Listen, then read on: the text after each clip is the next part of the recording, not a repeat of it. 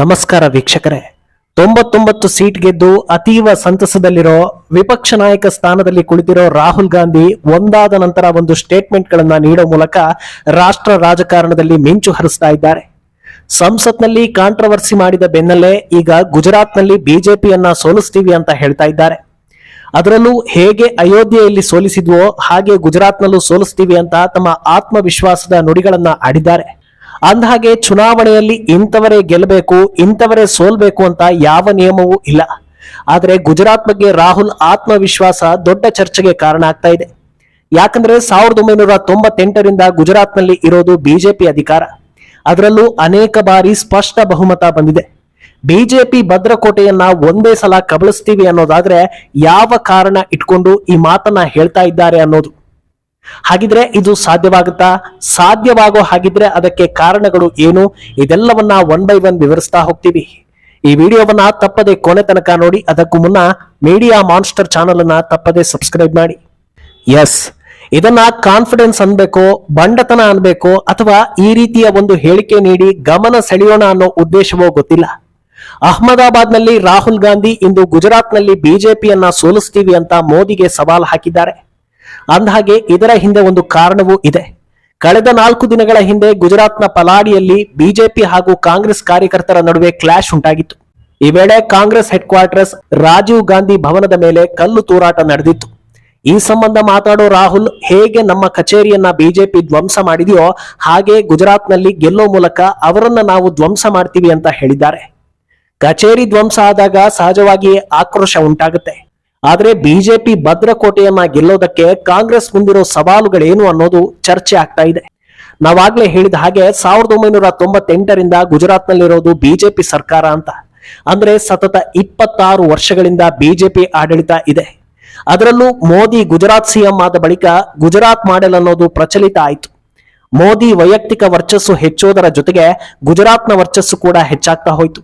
ದೇಶದಲ್ಲಿ ಅತ್ಯಂತ ಅಭಿವೃದ್ಧಿ ಹೊಂದಿರೋ ರಾಜ್ಯ ಅನ್ನೋ ಪಟ್ಟ ಗುಜರಾತ್ಗೆ ಸಿಕ್ತು. ಸತತ 4 ಬಾರಿ ಗುಜರಾತ್ ಸಿಎಂ ಆದ ಬಳಿಕ ಮೋದಿ ರಾಷ್ಟ್ರ ರಾಜಕಾರಣಕ್ಕೆ ಹೆಜ್ಜೆ ಇಡ್ತಾರೆ. ಅವರ ನೇತೃತ್ವದ ಬಿಜೆಪಿ ಗೆದ್ದು ಪ್ರಧಾನಿಯಾದ ಬಳಿಕ ಗುಜರಾತ್ ಕತೆ ಏನು ಅನ್ನೋ ಪ್ರಶ್ನೆ ಹುಟ್ಟುತ್ತೆ. ಇನ್ನು ಮುಂದೆ ಗುಜರಾತ್ ಕಾಂಗ್ರೆಸ್ ಪಾಲಾಗಬಹುದೇನೋ ಅನ್ನೋ ಟಾಕ್ ಶುರುವಾಗುತ್ತೆ. ಆದ್ರೆ ಅದಾದ ಬಳಿಕವೂ ಕೂಡ ಗುಜರಾತ್ನಲ್ಲಿ ಬಿಜೆಪಿಯನ್ನ ಅಲ್ಲಾಡಿಸೋದಕ್ಕೆ ಸಾಧ್ಯವಾಗಿಲ್ಲ. ಗುಜರಾತ್ನಲ್ಲಿ ಗೆಲ್ಲೋದಿರ್ಲಿ, ಟಫ್ ಫೈಟ್ ಕೊಡೋದಕ್ಕೂ ಕೂಡ ಕಾಂಗ್ರೆಸ್ಗೆ ಸಾಧ್ಯವಾಗ್ತಾ ಇಲ್ಲ. ಇನ್ನು ಅದೆಷ್ಟೇ ಒಳ್ಳೆಯ ಸರ್ಕಾರ ಆಗಿದ್ರೂ ವರ್ಷಗಳು ಉರುಳಿದಂತೆ ಆಡಳಿತ ವಿರೋಧಿ ಅಲೆ ಏಳೋದು ಸಹಜ. ಜನರು ಬದಲಾವಣೆಯನ್ನ ಬಯಸ್ತಾ ಹೋಗ್ತಾರೆ. ಇದು ವಿಪಕ್ಷಗಳಿಗೂ ಕೂಡ ಜನಮನ ಗೆಲ್ಲೋದಕ್ಕೆ ದಾರಿ ಮಾಡಿಕೊಡೋ ಸಾಧ್ಯತೆ ಇರುತ್ತೆ. ಅದರಲ್ಲೂ ಕಳೆದ ಬಾರಿ ಗುಜರಾತ್ನ ಮಾರ್ಬಿಯಲ್ಲಿ ಸೇತುವೆ ದುರಂತ ಸಂಭವಿಸಿತು. ಎಲೆಕ್ಷನ್ ಹೊತ್ತಲೇ ನಡೆದ ಈ ದುರ್ಘಟನೆಯಲ್ಲಿ ಮೃತಪಟ್ಟಿದ್ದು ಬರೋಬ್ಬರಿ 141 ಜನರು. ಇಡೀ ವಿಶ್ವದಾದ್ಯಂತ ಈ ಘಟನೆ ಸದ್ದು ಮಾಡಿತ್ತು. ಎಲ್ಲರೂ ಮೋದಿಯತ್ತ ಬೊಟ್ಟು ಮಾಡಿದ್ರು. ಇನ್ನೇನು ಬಿಜೆಪಿ ಅಧಿಕಾರಕ್ಕೆ ಬರೋದೇ ಸಾಧ್ಯವಿಲ್ಲ ಅನ್ನೋ ರೀತಿಯಲ್ಲಿ ಎಲ್ಲರೂ ಅಂದುಕೊಂಡಿದ್ರು. ಆದ್ರೆ ರಿಸಲ್ಟ್ ನಲ್ಲಿ ಆಗಿದ್ದೇ ಬೇರೆ. ಬರೋಬ್ಬರಿ 160ಕ್ಕೂ ಹೆಚ್ಚು ಸೀಟ್ಗಳನ್ನ ಗೆಲ್ಲೋ ಮೂಲಕ ಬಿಜೆಪಿ ಅಧಿಕಾರಕ್ಕೆ ಬಂತು.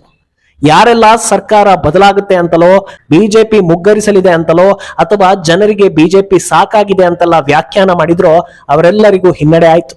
ಹಾಗಿದ್ರೆ ರಾಹುಲ್ ಗಾಂಧಿಗೆ ಗುಜರಾತ್ ಅನ್ನ ಗೆಲ್ಲೋದಕ್ಕೆ ಸಾಧ್ಯವೇ ಇಲ್ವಾ ಅಂತ ಕೇಳಿದ್ರೆ, ಮೊದಲಿಗೆ ಗುಜರಾತ್ನ ರಾಜಕೀಯ ಸಮೀಕರಣ ಹೇಗಿದೆ ಅನ್ನೋದನ್ನ ನೋಡ್ಬೇಕಾಗತ್ತೆ.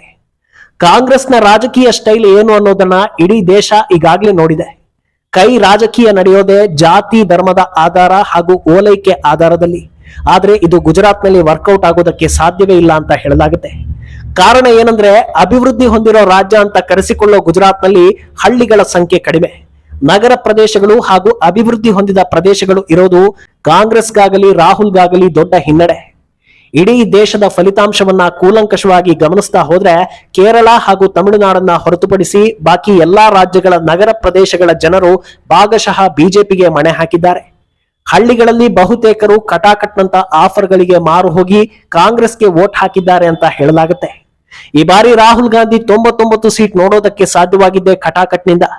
ಇದೇ ಉತ್ಸಾಹದಲ್ಲಿ ಇದೇ ಫಾರ್ಮುಲಾ ಗುಜರಾತ್ಗೆ ಅಪ್ಲೈ ಮಾಡಿದ್ರೆ ಬಿಜೆಪಿ ಮಣಿಸೋದಕ್ಕೆ ಸಾಧ್ಯವೇ ಇಲ್ಲ ಅಂತ ಹೇಳಲಾಗುತ್ತೆ.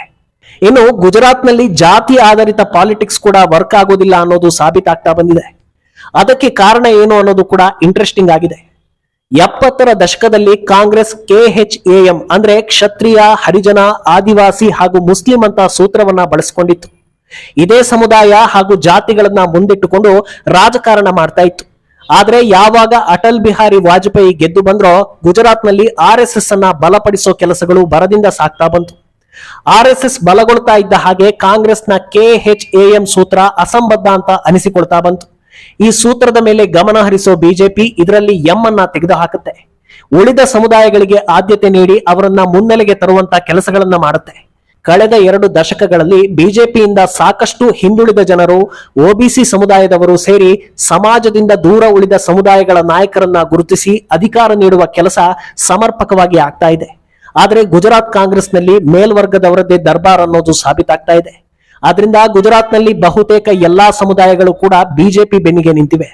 ಇನ್ನು ನಾವಾಗ್ಲೇ ಹೇಳಿದ ಹಾಗೆ ಗುಜರಾತ್ನಲ್ಲಿ RSS ಬಲಗೊಳ್ತಾ ಇದ್ದ ಹಾಗೆ ರಾಜಕೀಯದ ಶೈಲಿಯೇ ಬದಲಾಗಿ ಹೋಯ್ತು ಅಂತ. ಇದು ಕೂಡ ರಾಹುಲ್ ಗಾಂಧಿಗೆ ದೊಡ್ಡ ಮಟ್ಟದಲ್ಲಿ ಹೊಡೆತ ಕೊಡ್ತಾ ಹೋಗುತ್ತೆ. ಯಾಕಂದ್ರೆ ಬಿಜೆಪಿಯ ಪಕ್ಷ ಸಂಘಟನೆ ಯಾವ ಲೆವೆಲ್ ನಲ್ಲಿದೆ ಅಂದ್ರೆ RSS, ವಿಶ್ವ ಹಿಂದೂ ಪರಿಷತ್, ದುರ್ಗಾವಾಹಿನಿ, ಭಾರತ್ ವಿಕಾಸ್ ಪರಿಷತ್ ಹಾಗೂ ಸೇವಾ ಭಾರತಿಯಂತಹ ಸಂಘಟನೆಗಳು ಬಲವಾಗಿ ಬೇರೂರಿವೆ. ಹಳ್ಳಿಗಳಲ್ಲೂ ಕೂಡ ಜನಸಾಮಾನ್ಯರ ಜೊತೆಗೆ ಈ ಸಂಘಟನೆಗಳು ಸಂಪರ್ಕದಲ್ಲಿವೆ ಹಾಗೂ ಭರವಸೆಯ ಸಂಘಟನೆಗಳು ಅಂತ ಅನಿಸ್ಕೊಂಡಿವೆ. ಇದರ ಜೊತೆಗೆ ಬಿಜೆಪಿ ಸರ್ಕಾರ ಜಾರಿಗೆ ತಂದ ಹಲವು ಯೋಜನೆಗಳು ಹಳ್ಳಿಗಳನ್ನ ಅದರಲ್ಲೂ ರೈತರನ್ನ ತಲುಪಿವೆ. ಡೈರೆಕ್ಟ್ ಮನಿ ಟ್ರಾನ್ಸ್ಫರ್ ನಂತಹ ಯೋಜನೆಗಳಿಂದ 6,000 ಪ್ರತಿ ವರ್ಷ ಬ್ಯಾಂಕ್ ಅಕೌಂಟ್ಗೆ ಬರ್ತಾ ಇದೆ. ಇದು ರೈತರಲ್ಲಿ ಬಿಜೆಪಿ ಮೇಲೆ ನಂಬಿಕೆಯನ್ನ ದುಪ್ಪಟ್ಟು ಮಾಡ್ತಾ ಇದೆ. ಆದ್ರಿಂದ ಬಿಜೆಪಿಯಿಂದ ದೂರ ಸರಿಯೋದಕ್ಕೆ ಯಾವ ಕಾರಣವೂ ಇಲ್ಲ ಅನ್ನೋದು ಸಾಬೀತಾಗ್ತಾ ಇದೆ. ಇನ್ನು ಇತ್ತ ಕಾಂಗ್ರೆಸ್ನ ಪಕ್ಷ ಸಂಘಟನೆ ಹೇಗಿದೆ ಅಂತ ನೋಡ್ತಾ ಇದ್ರೆ ಹುಡುಕಿ ನೋಡ್ಬೇಕು ಅನ್ನೋ ಪರಿಸ್ಥಿತಿಯಲ್ಲಿದೆ. ರಾಜಕೀಯ ಇತಿಹಾಸಗಳ ಪ್ರಕಾರ 1985ರಿಂದಲೂ ಕಾಂಗ್ರೆಸ್ ತಳಮಟ್ಟದಲ್ಲಿ ಸೊರಗುತ್ತಲೇ ಇದೆ. ಯುವ ಸಮೂಹದ ಗಮನ ಸೆಳೆಯೋದ್ರಲ್ಲಿ ಕಾಂಗ್ರೆಸ್ ಸಫಲ ಆಗ್ತಾನೆ ಇಲ್ಲ. ಯುವಕರನ್ನ ಗಮನ ಸೆಳಿಬೇಕು ಅಂದ್ರೆ ಸರಿಯಾದ ರೀತಿಯಲ್ಲಿ ವಿಚಾರಗಳನ್ನ ತಿಳಿಸ್ಬೇಕು. ಸದುದ್ದೇಶ ಇರೋ ಯೋಜನೆಗಳ ಬಗ್ಗೆ ಐಡಿಯಾ ನೀಡಬೇಕು. ಬಿಜೆಪಿ ಎಲ್ಲಿ ಎಡವುತ್ತಾ ಇದೆ, ನಮ್ಮ ಕೈಗೆ ಅಧಿಕಾರ ಸಿಕ್ಕರೆ ನಾವೇನ್ ಮಾಡ್ಬೋದು ಅನ್ನೋದ್ರ ಬಗ್ಗೆ ತಿಳಿಸ್ಬೇಕು. ವಿಜ್ಞಾನ, ತಂತ್ರಜ್ಞಾನ ಹಾಗೂ ಪ್ರಸ್ತುತ ಪ್ರಪಂಚದಲ್ಲಿ ಏನಾಗ್ತಾ ಇದೆ ಇದೆಲ್ಲವನ್ನ ಅವರೊಂದಿಗೆ ಚರ್ಚೆ ಮಾಡಬೇಕು ಹಾಗೂ ತಿಳಿಸ್ಬೇಕು. ಇದೆಲ್ಲವನ್ನ ತಿಳಿಸ್ಬೇಕು ಅಂದ್ರೆ ಮೊದಲು ಇದೆಲ್ಲದರ ಬಗ್ಗೆ ರಾಹುಲ್ ಗಾಂಧಿ ತಿಳ್ಕೊಂಡಿರ್ಬೇಕು. ಅಲ್ಲೇ ಅವರು ಎಡವುತ್ತಾ ಇರೋದು ಅಂತ ಹೇಳಲಾಗ್ತಾ ಇದೆ.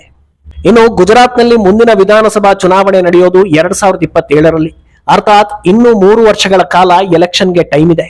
ಈಗಿಂದಲೇ ಪಕ್ಷ ಸಂಘಟನೆ ಕಡೆಗೆ ಗಮನ ಹರಿಸಿದ್ರೆ ಒಂದು ಲೆವೆಲ್ಗೆ ಫೈಟ್ ಕೊಡೋದಕ್ಕೆ ಸಾಧ್ಯ ಅಂತ ಹೇಳಲಾಗುತ್ತೆ.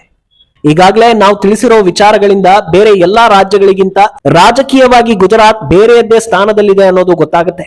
ಆದ್ರಿಂದ ಖುದ್ದು ರಾಹುಲ್ ಗಾಂಧಿ ಗ್ರೌಂಡ್ ಲೆವೆಲ್ಗೆ ಇಳಿದು ಬಿಜೆಪಿಯಿಂದ ಏನು ಸಮಸ್ಯೆ ಆಗ್ತಾ ಇದೆ, ಅವರ ನಿಜವಾದ ವೈಫಲ್ಯ ಏನು ಅನ್ನೋದನ್ನ ಜನರ ಮುಂದೆ ತಂದ್ರೆ ಬಿಜೆಪಿ ಎದುರು ತೊಡೆತಟ್ಟಿ ನಿಲ್ಲೋ ಸಾಧ್ಯತೆ ಇದೆ.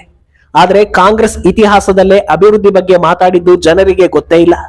ಅದರಲ್ಲೂ ರಾಹುಲ್ ಗಾಂಧಿ ಮುನ್ನೆಲೆಗೆ ಬಂದ ಬಳಿಕ ಕಾಂಗ್ರೆಸ್ಗೂ ಅಭಿವೃದ್ಧಿಗೂ ಸಂಬಂಧವೇ ಇಲ್ಲ ಅನ್ನೋ ಹಾಗಾಗಿದೆ.